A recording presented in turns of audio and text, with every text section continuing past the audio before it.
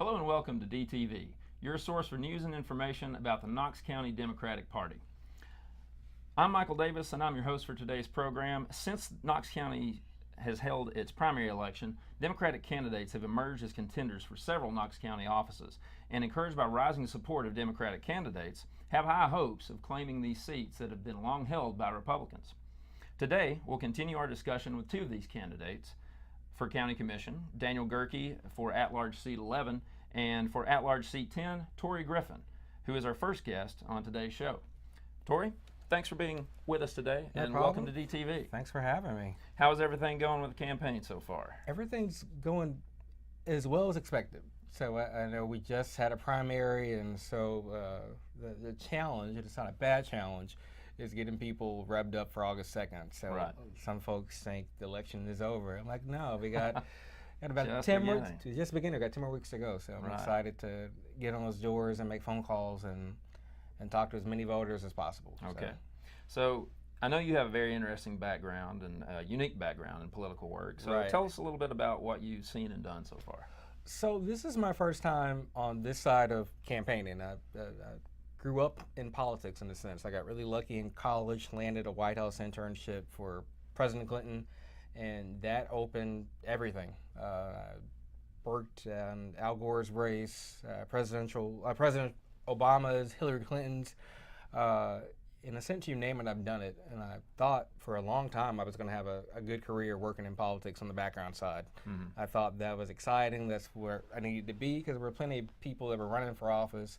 And it's like lawyers. Who needs another lawyer? So who needs another politician?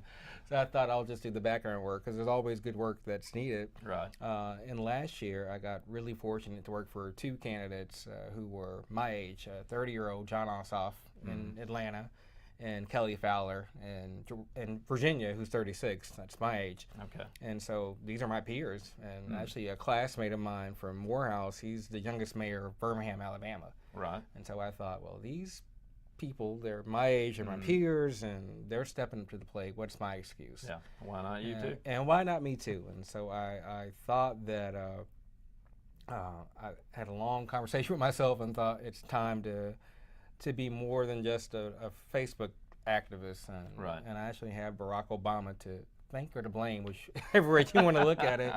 In his farewell address, he told people you can either complain about your government or you can pick up a petition and get people to sign your petition and run yourself. Exactly. So I took Barack Obama's advice, and here I am. Yeah.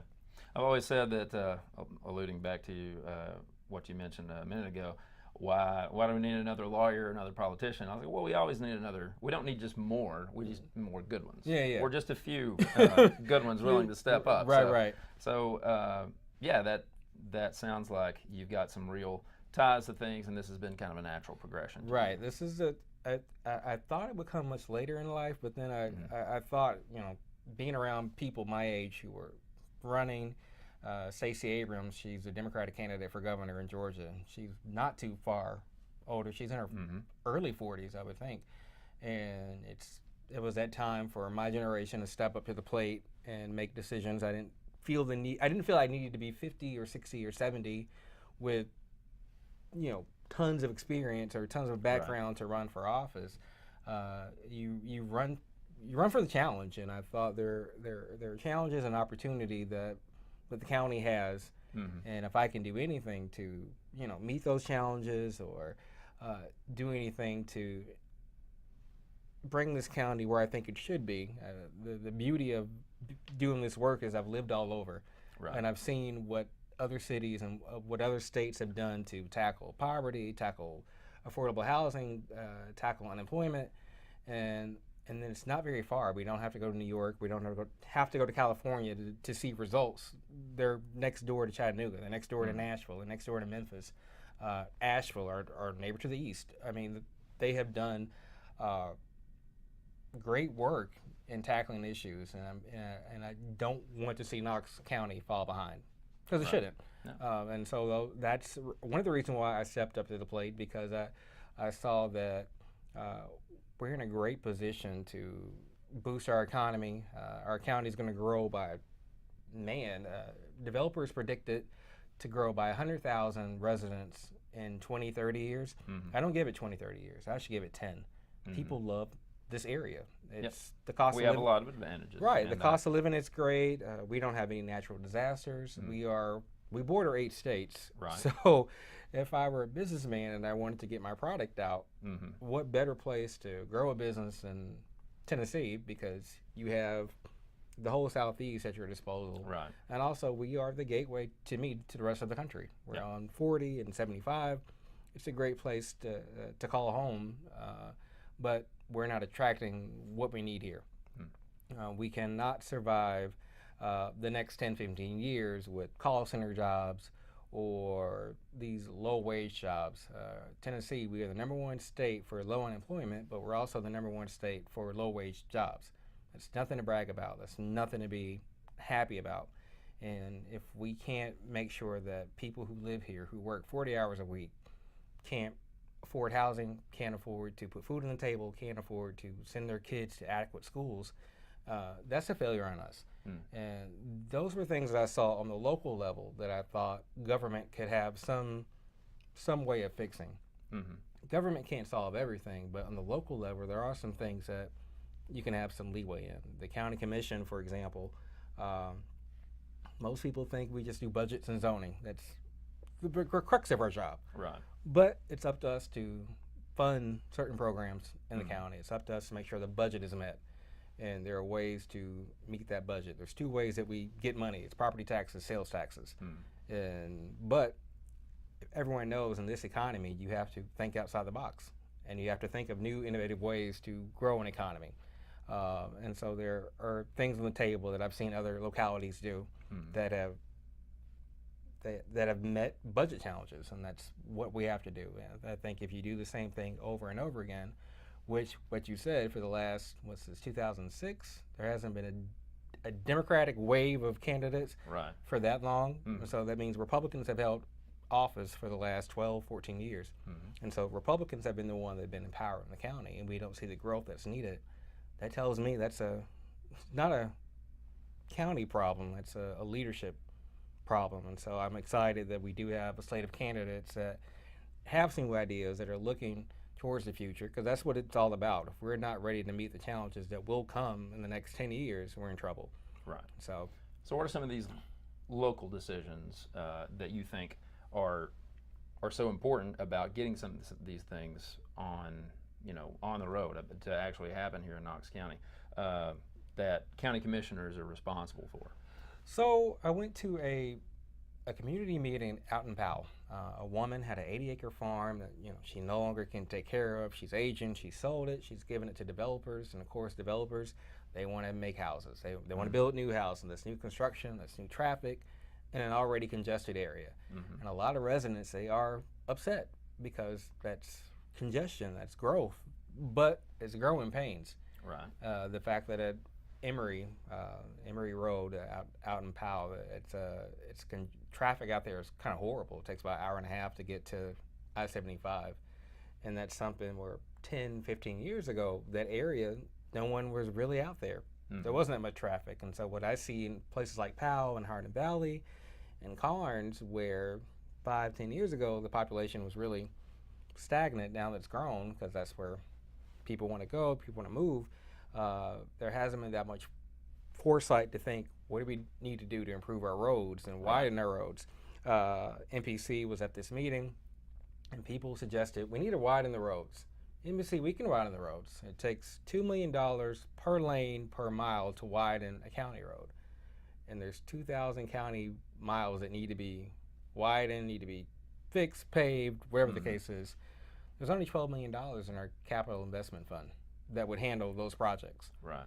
So that lets me know if we only have $12 million to handle those kind of projects that are needed. Right. Which, kind of begs people to ask, well, are we willing to raise taxes for that? Which is usually a resounding no. Well, I'm on the opposite of that. People have demonized taxes or raising taxes. There hasn't been a property tax increase in over a decade. These are things that you pay for. You pay for the roads you drive on here. You don't pay for the roads in Nashville or in D.C. Right. And you send your kids to school here. and that's how your teachers are paid, and that's how buildings are kept adequately and safe, and our deputies. I mean, they are some of the lowest paid deputies in the Southeast. Those all come with a cost. And what I've stressed to people, or wanted to put to people, that it's not a punishment. This is an investment in your future. Right. And I've seen other counties that neighbor us that have asked people to invest 50 cents more to pay for new schools, or basically the equivalent of a cup of coffee. When people think raising taxes, they think 10, 15, 28%. I'm not suggesting that in any way. Small increases to cover what we need to grow, Right. because it's needed. And it has to be, if it's not, I don't want to say sold to people, but if we're not having the conversations, and I think that's the problem with government. Government does not talk to citizens. And the government has to, in some way, talk to people, and it can't be always in a city-county building or a city-county meeting. You have to go out and teach your policies. There's one thing I did love about Barack Obama, is that whenever he had a policy he needed to get out to folks, he campaigned on it. Yeah. And he talked to people like I'm talking to you about the policy, and it made sense to people once it was expressed and you have information about it. It can't be we're just going to raise taxes and there's no information as to what your taxes are going to. So I think that's important to me, that we have to bring government to folks, and I think that's what hasn't been done on the county commission, that we haven't brought our government to people so we can explain this is what we're doing and with your dollars. Yeah. And you should care about this. Yeah. So. A good leader, that's one of their functions, to cut through some of the misinformation, deliver the message directly so that people get the full picture of it. Right. Okay. Well, we just have a couple of minutes left. Tori, is there anything else that you'd like our viewers to know about your campaign, particularly how they can help out with it, and what you'd like them to know about what kind of county commissioner you'd be? Well, you can go to my website, www.torigriffin.com, Tori. If you go to the Y, you'll find the wrong person, and you can find about all the information and also to donate. What I want to tell people and what kind of commissioner I'd like to be is a commissioner that does listen. That's kind of lost in politics today, that people don't listen to politicians don't listen to voters. And the thing is, I can't be on the county commission for 4 years and not have input from people who vote for me or people who don't vote for me. I'm running for an at-large position, and I would like to represent all Knox County residents, because the thing for me is, if everyone succeeds, if everyone is prosperous, then that's good for Knox County. And so I want to bring livable wage jobs to residents. I want to make sure that housing is affordable. And I want to make sure education is funded, fully funded. Education, to me, was the gateway to the world. And we have to make sure that our young people have every advantage possible. This is America. And if our education system isn't comparable to none, then that says plenty about us. And what I do love about Knox County is that 63% of our budget goes towards education. So that's what we value. That's what we care about. And so for me, the big thing is to make sure our teachers are paid adequately, and they're paid competitively, and that we keep the best and the brightest here. And also in turn that we make our students the best and the brightest. And so this place can grow into a place that we all love and we all can call home. And to me, that's what it's all about. I think there's nothing Democrat or Republican about wanting good jobs, safe neighborhoods, and a healthy education system for all. So that's what I'm running for, and that's what I hope to bring to the county commission. All right. Well, Tori, best of luck in getting that done as county commissioner. Thank you so much for being here with us today. No problem. And thank you, viewers, and we'll be right back with Daniel Gerke.